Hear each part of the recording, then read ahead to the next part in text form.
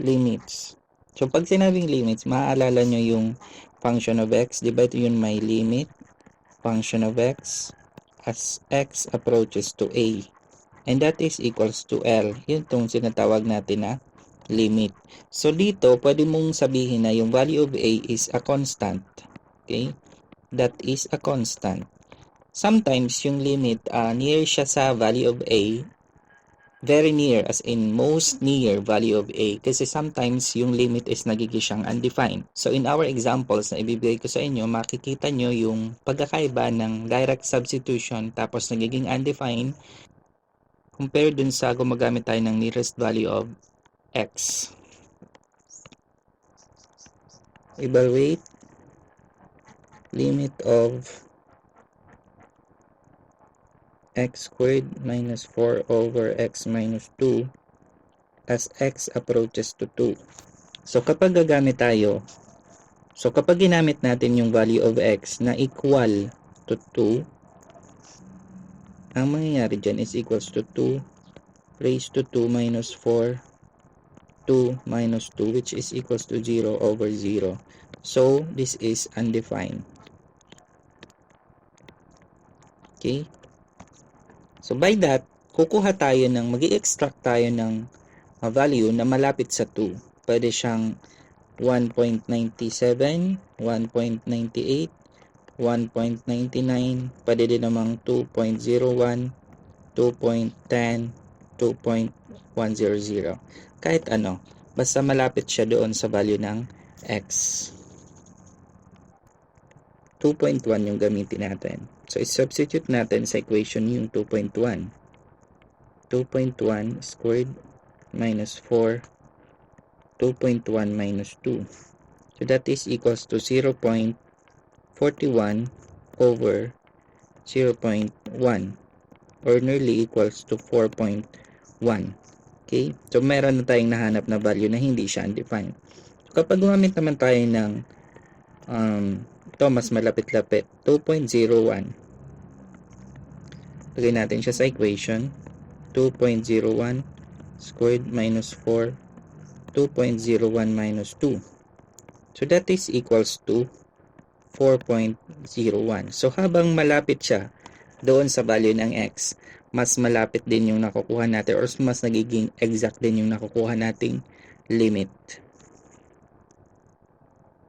Therefore, we can say that the limit of this function is equals to 4. So, we have theorems on limits. Yung number 1, limit of c or limit of a constant is equals to a constant. So, yung number 2 naman, yung limit of x as x approaches to a, that is a. Yung number 3 naman, yung may constant at saka yung may function. Limit of a constant function x is as x approaches to a is equals to yung constant. Tapos, ihiwalay natin yung limit of a function of x as x approaches to a. Yung number 4 naman, that is the positive or the addition and subtraction. Diba? So, yung number 4, paghihiwalay mo lang siya according dun sa sign nila or sa operation nila. And then, para na silang merong limit as x approaches to a.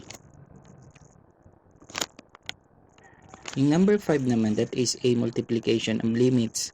So, paghihiwalayin mo lang yung dalawang function, yung f of x times g of x, na pareho silang merong limit as x approaches to a. Yung number 6 naman is naka-fraction siya, and then magkakaroon lang din siya ng limit as x approaches to a on numerator and denominator.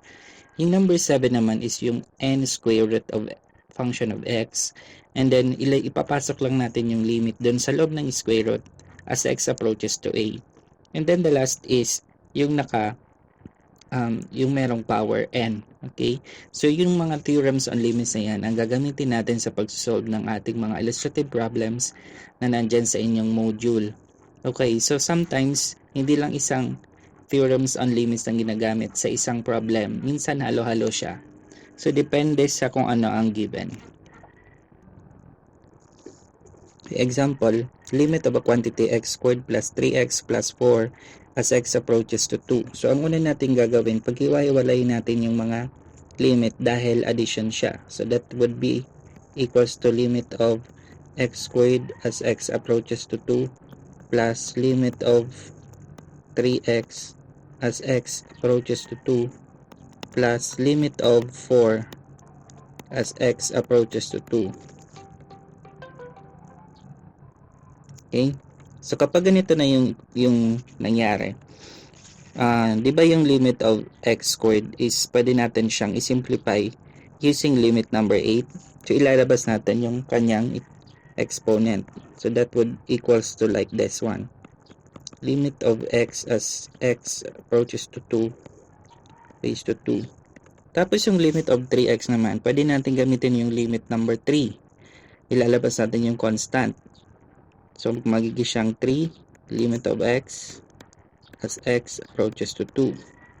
Tapos yung limit of 4, di ba yan yung constant? So ang matitira na lang dyan is yung 4. Yun. So kapag ganito na, pwede mo na siyang gawin as algebraic equation. So mangyayari, di ba yung limit of x as x approaches to 2, magiging siyang x squared plus 3x plus 4. And then substitute the value of x. 2 raised to 2 plus 3 times 2 plus 4. So that is equals to 14. Next, limit of a quantity x plus 4 times square root of 2x plus 5 as x approaches to 2 is equals to multiplication yan. So pag-iwalayin natin yan.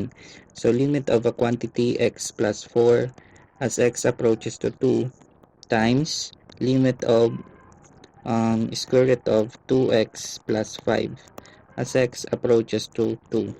Then dahil meron tayong addition dyan, pwede na natin ulit siyang pag-iwalayin into two parts using that theorems number 4. Okay?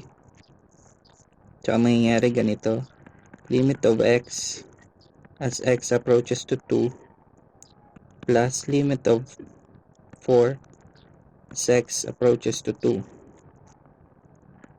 Close quantity ulit tayo. Times square root of limit of 2x plus 5 as x approaches to 2. Then after that, pwede na natin siyang isimplify pa. Ito ay pwede pa natin siyang isimplify. So para siyang ganito.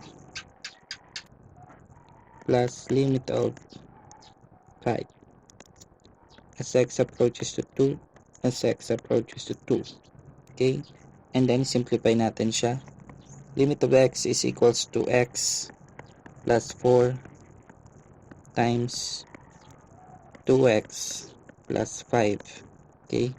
So ito na yung ating equation. And then if i-substitute natin yung value of x, that is equals to 2 plus 4 times square root of 2 times 2 plus 5. Okay? That is equals to 18. Okay, ito yung example natin kanina na undefined siya.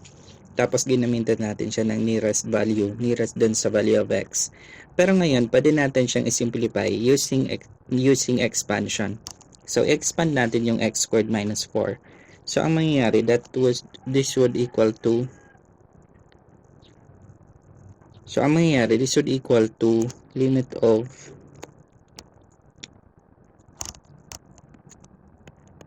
x plus 2 x minus 2, okay, over x minus 2.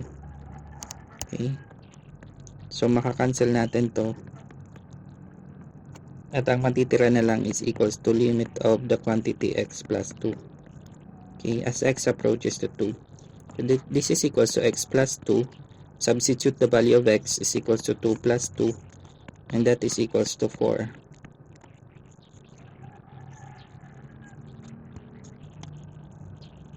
Okay, yung last one na ibibigay kong example is ito. Limit of x cubed minus 27 over x minus 3 as x approaches to 3. So, meron siyang x cubed minus 27. So, pwede natin siyang i-factor. So, that would equals to x minus 3 times x squared plus 3x plus 9. over x minus 3. Then makakancel yan. Yung matitira na lang is yung x squared plus 3x plus 9. Then substitute the value of x yung 3 squared plus 3 times 3 plus 9. That is equals to 9 plus 9 plus 9, 27.